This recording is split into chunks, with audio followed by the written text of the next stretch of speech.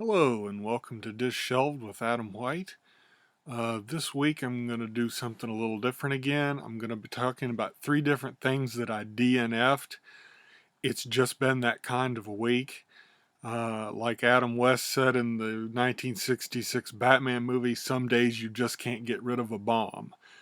The first one I read on Kindle, so I don't have the cover to show you, but it was called Woman of the Sword by Anna Smith Spark. I read about it months ago and thought it sounded like a really good idea. It was supposed to be about a woman who had some children, but she was a warrior, and about kind of a grim, dark thing about her life as a swordswoman, and kind of counterbalancing that with being a mother too. And I thought it sounded really interesting like that before. So I was really looking forward to it, and when it came out, I immediately downloaded it, and I was in the middle of another book, so I didn't get to it right away, but uh, it was the next book on my list to read. So I started reading it, and even in the first couple of pages, I was like, did this book have an editor? Something felt off about the way that it was written. And I was just like, it could stand some editing. And I read further, and then I read further, and it never got any better. And I'm talking about the grammar of it. And it may seem like a small thing to pick at, but it was written in sentence fragments mainly. I mean, they wouldn't have subjects in a sentence. It would be, you kind of had to guess what was going on. Uh, and I'd say 8 out of every 10 sentences were a sentence fragment. Now, I spent 15 years trying to teach college students not to write in sentence fragments. So, uh, that's really a pet peeve of mine, is sentence fragments. And I guess we live in an age of texting where people don't write full sentences anymore, but I'm kind of a stickler for that. So I was reading and reading and reading, and I was just like, this this is sentence fragments. This is really what's not working for me here. And I just was like, I just couldn't do it. I couldn't do it anymore. Uh, the book, the whole thing screamed, edit me, please. Because, you could have taken two of the sentences and joined them together and made a full sentence. It was just sentence fragments. And I know to some people that may not matter, but to me, it drove me crazy. So I had to DNF the book. And there was another couple of things. The chapters that I read were all about her losing her husband. And at first, she's like, you almost get the sense she's in shock.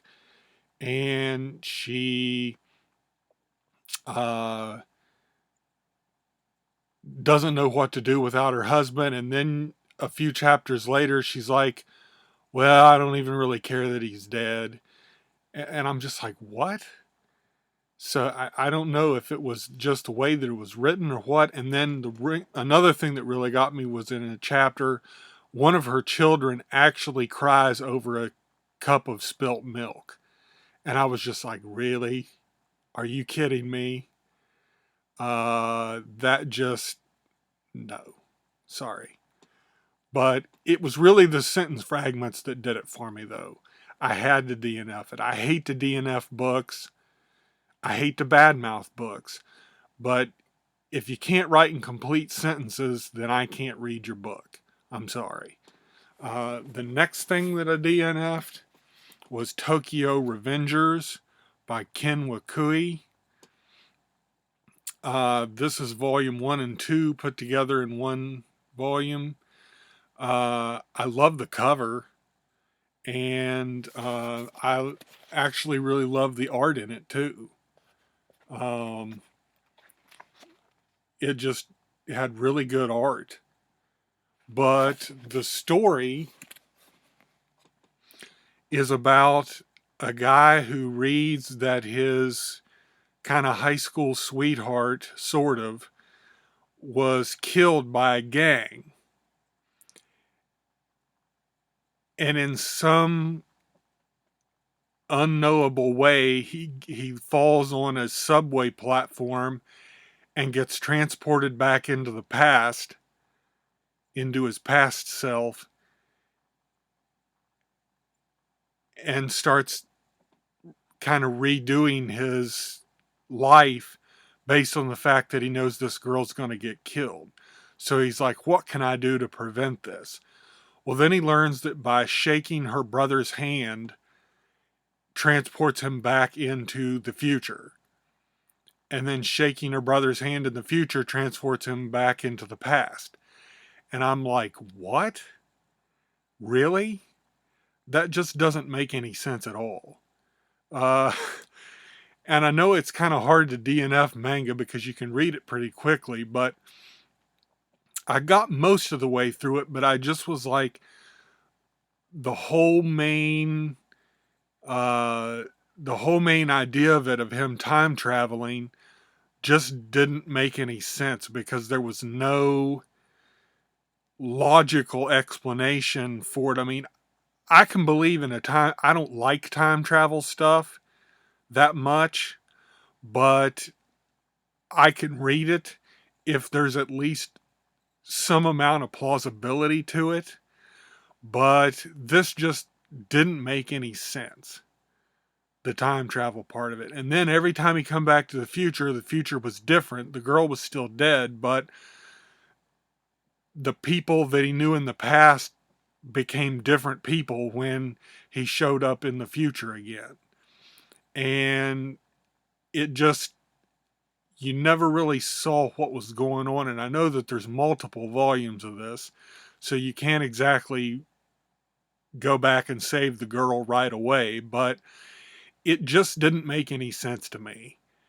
The way that it was handled in terms of the time travel. So that really just didn't work for me. Like I said, the art I thought was fantastic.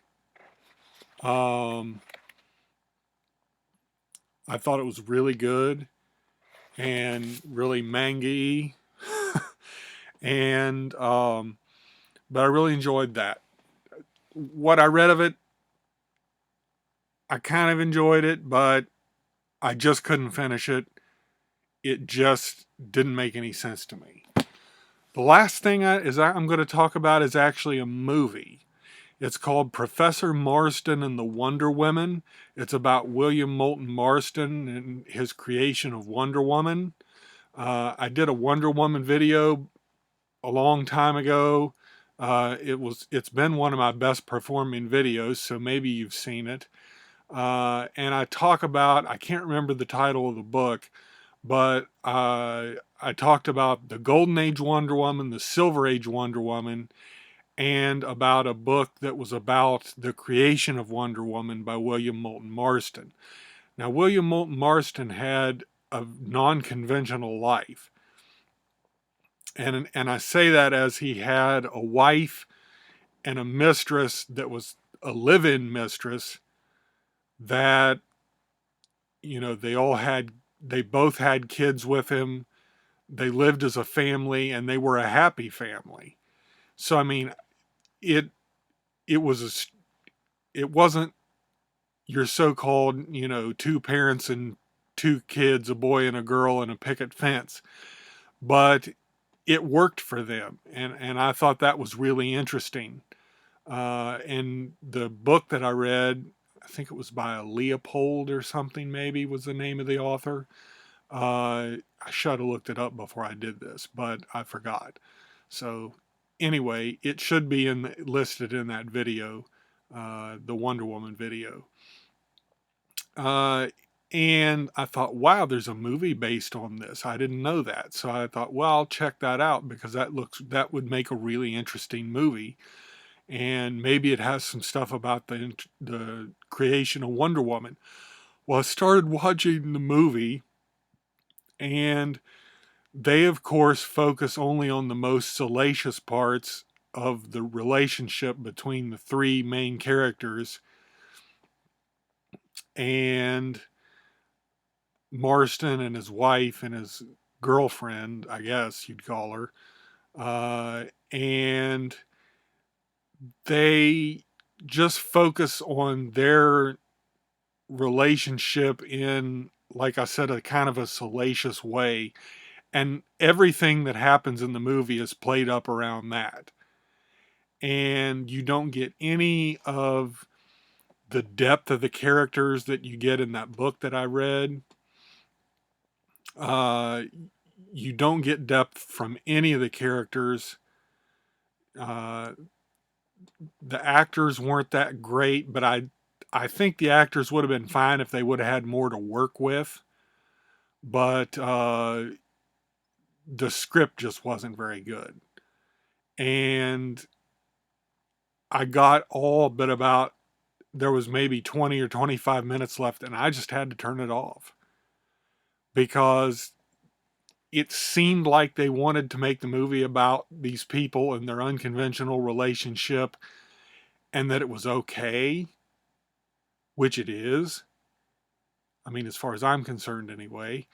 But if they're happy, I mean, more power to them. But the movie just kept coming off like they were some kind of deviants, and it seemed to sympathize with the other characters that were minor characters saying, you know, there's something wrong with the way you're living your lives.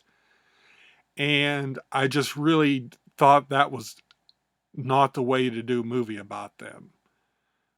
Because the book that I read really gave you an in-depth look at their lives and at the creation of Wonder Woman. And Wonder Woman is just kind of like an afterthought in this movie. And they talk only about him being in trouble for the bondage in it and stuff like that, stuff that I talked about in my video. And it's just kind of a hearing between him and some people, I guess, on a board or something. They don't really ever really say, but they're just trying to get him in trouble for the things that he's writing about in Wonder Woman. So it just didn't do justice to the characters. These were real people, and it really didn't do justice to them. And I got to a point where I just couldn't go any further in the movie. And I hate to finish things, especially when I'm so close to the end, but I was just like, I just can't do it. So it was just that kind of week. I don't recommend that movie at all. I do recommend the book about William Moulton Marston and his creation of Wonder Woman and his life. It was, and again, I think it was Leopold was the author, but it was something like that. Again, I apologize for not looking that up. I should have done that before I did this video. In fact, I meant to, but I forgot. But so I apologize for that. But if you look at my Wonder Woman video, if you search my Wonder Woman and Dish Shelved, you can watch that video and I talk about it in there. And I thought it was a pretty good video, so it's worth checking out anyway. But anyhow, it's just been that kind of DNFing week. So I didn't seem to win on anything that I read or watched this week. And I'm hoping that next week will be better. And thanks for hanging out with me. Sorry it was such a downer. Hopefully next week will be better, and I'll see you then.